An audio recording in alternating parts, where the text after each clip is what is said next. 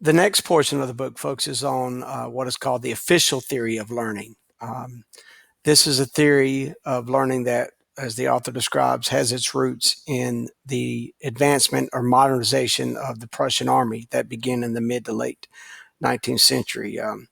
Wanting to be successful on the battlefield, the Prussian army, began to use uh, a method of standardization, began to organize its units, began to organize its training in a much more standard way that was replicated throughout the entire ranks. And given the success that they had on the battlefield at the time, particularly in the Franco-Prussian War, other aspects of society began to look at it as a way in which they too could become successful. This is also the time that many industries were becoming using standardization to modernize.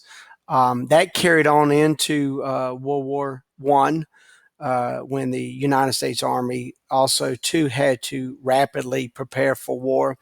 It also adopted standardization, particularly through testing. I think that was mentioned a good deal in the book about how, in order to organize who was better prepared to be officers or to serve in certain units, this was when testing came to being.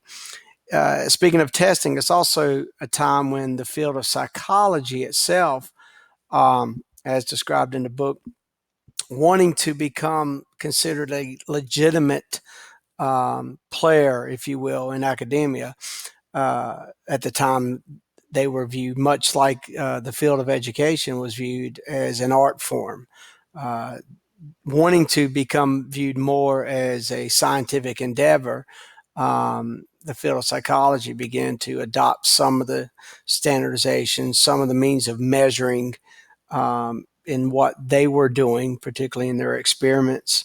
And as we transitioned into, ironically enough, another war, World War II, another phase of this official theory began to take hold of learning, and would later be applied to the field of education. And that view was the role of logistics. Um, the huge logistical operation that would become known as D-Day, and the success that was gained in the year following D-Day with the defeat of Germany. Many people in academia begin to look at that as a way in which success could possibly be translated into the classroom. Uh, Again, much of the individuals who were part of D-Day, some of which, particularly the logistical planning operation, were also the same individuals that looked at America's challenges in the Cold War, one of which was getting a man on the moon during this time. And part of what was adopted in that endeavor, much like D-Day, was this idea of standardization, this way of everything being kind of planned out, logistically planned out. It also changed the way we view the classroom setting. I think it was during this time that the author talked about how Sputnik had changed the way in which many in the field of education felt about education.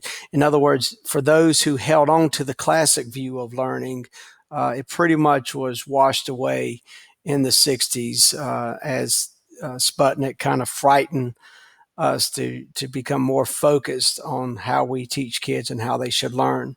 Or in other words, at the time, how do we solve problems?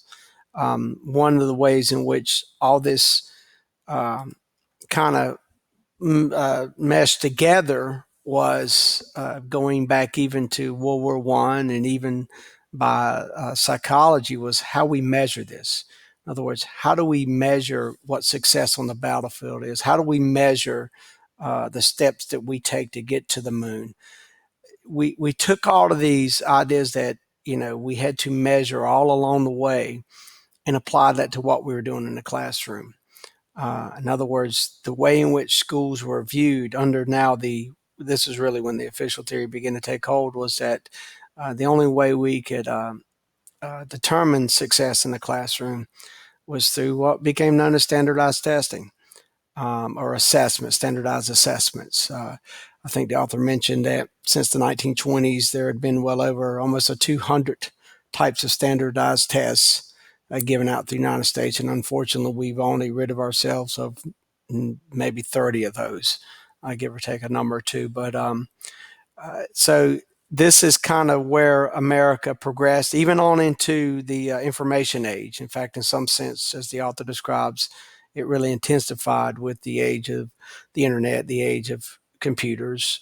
Again, I think the whole thinking behind the official theory was that if we were successful in all of these endeavors throughout the 20th century, getting a man on the moon, winning World War II, that everything that we were doing had to be correct and applied to the classroom. And it more or less justified the supporters of the official theory as to what they were doing educationally.